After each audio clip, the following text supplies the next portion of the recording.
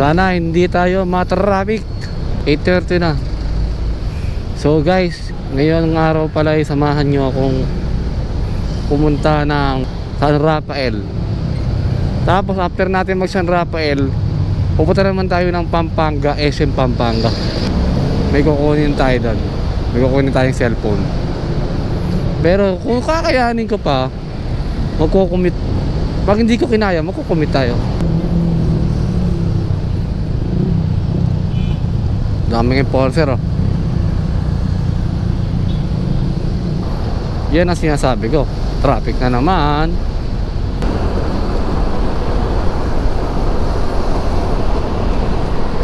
Sana dire-diretso ito hanggang monumento, no? Meron pa tayong 1 bar.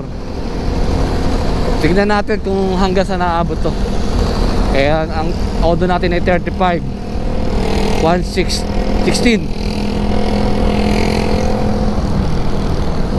3,000 ay 35,000 16. So ngayon nga pala tayo lang ang magpupunta doon.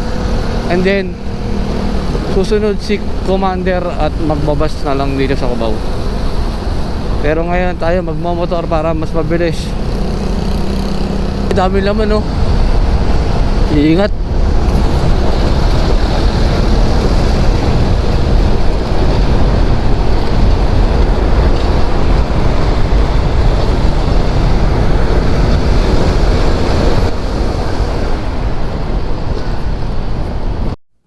Ano kaya violation ni Idol? Mukhang natikita siya ng ng bike lane.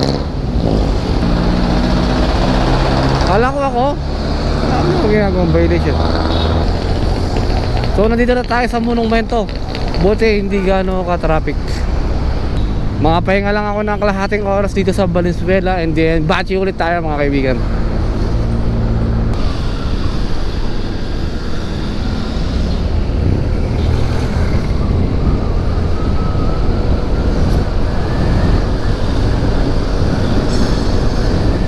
Yari na kagad to. May Kawain Station.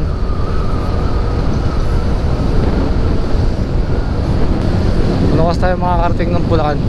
Palagay ko nandun na si Commander eh.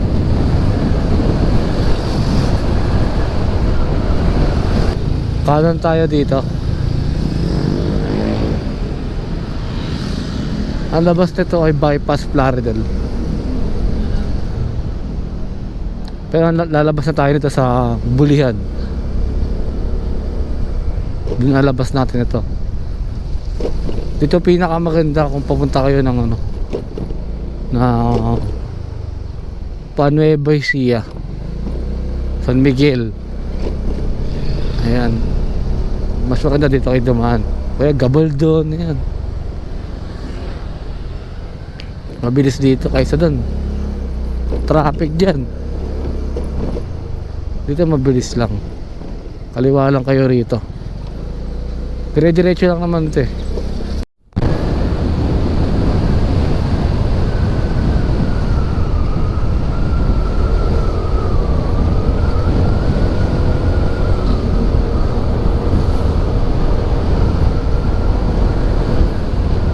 Palabas na tayo ng ng bypass. Kanan tayo dito. Nasakit na ng puwet ko.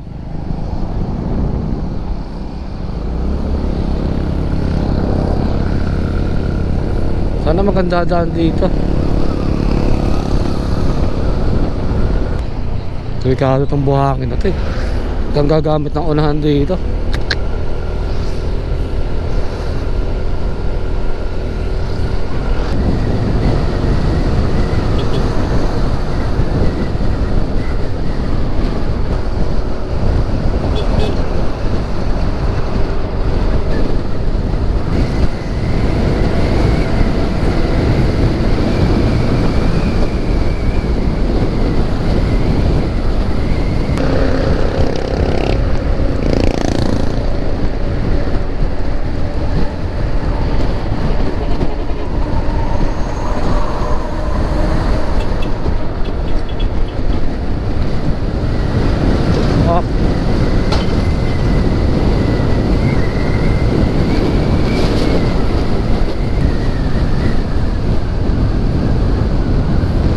Tapos may stoplight dito yun.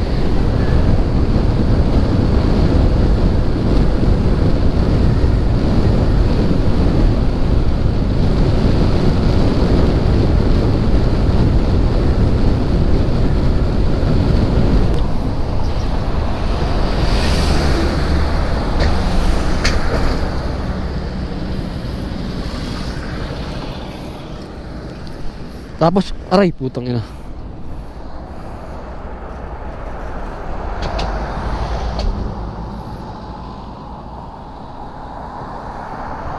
Sarap tumalon dito, no?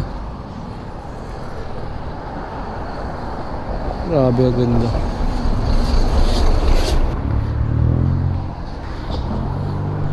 Pupunta pa tayong Pampanga eh.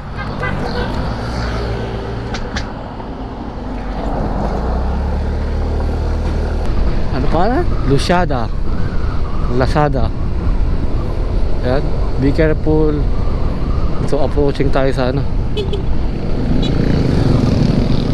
Dami. So we are here in Bustos. Wow, first time ko na itong dadaanan tong tulay na to.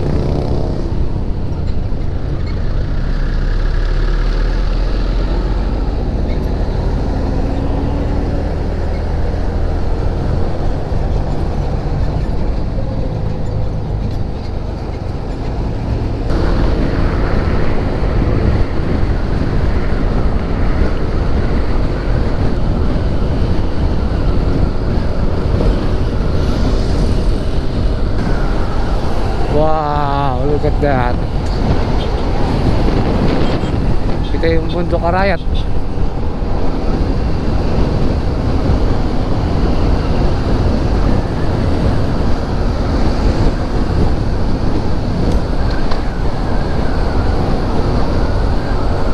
Ganda. Grabe yun, ginagawa dun.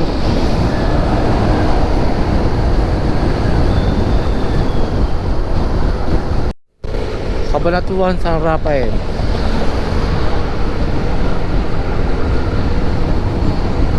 Grabe, buti tinakpan na nila. Dati walang takip yan eh. Butas na yan, napakalalim yan. Delikado yun, lalo na pag naka-single. Eh, buti nilalagay nila ng asfalto. Kakaliwa na rin tayo dito mga kaibigan. Ay, salamat. Hindi ko alam, baka nandun na si Commander eh. The moment of truth.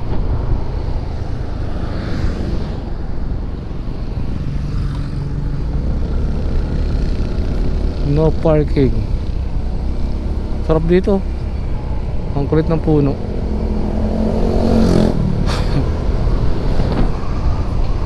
Asfaltado na rin to, no?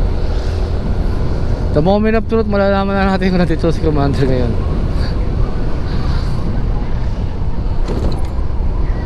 Biglang biyaksak na gano'n.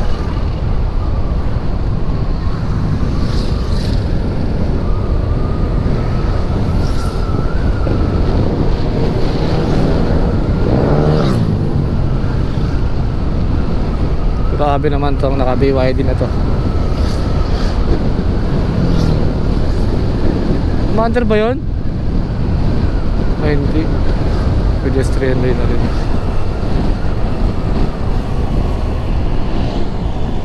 Sakto na dito lang siya. Kararating yun lang din.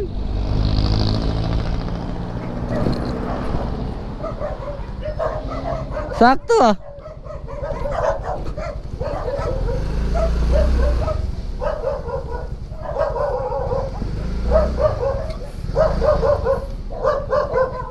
Dito pauwi lang namin ng asawa ko at pagod na rin kami at mamaya-maya bibiyahe na rin kami papuntang Pampanga. Sa hindi ko na kaya kaya mas pinili ko na lang mag-commute dahil pagod na rin ako, galing pa ako Santa Ana. Ito na ngayon, papunta na kami ngayon ng Pampanga at may bibilin tayong cellphone.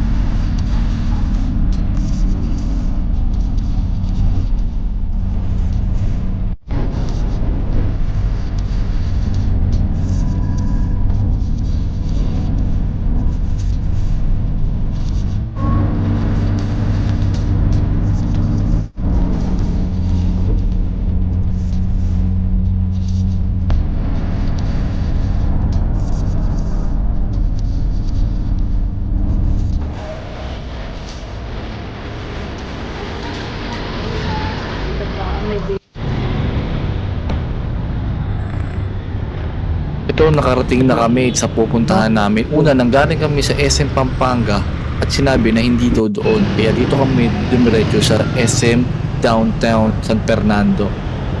Ayan, dali-dali na nga kami umakyat. Ang sabi ng gwardiya dito ay wala daw yung tinuturo naming shop. Kaya nagtanong kami sa baba, wala rin ganun din. Kaya nagtaka na rin kami, hindi na rin kami chinachat noong kachat namin sa online na nagbebenta ng cellphone. Baka ibang second floor yun, sawa ko eh. Ang late lang. Tayo mag-reply. Camera po. Pumunta kami ng Pampanga from Pasig. Ganito na abutan namin. Gago ang puta. Ayaw man lang mag-reply, puro sin lang. Pagka may gadget mania kayo, no? Pagka may resenyo na gano'n yan, tapos dito kayo dinala, huwag na kayo magtiwala.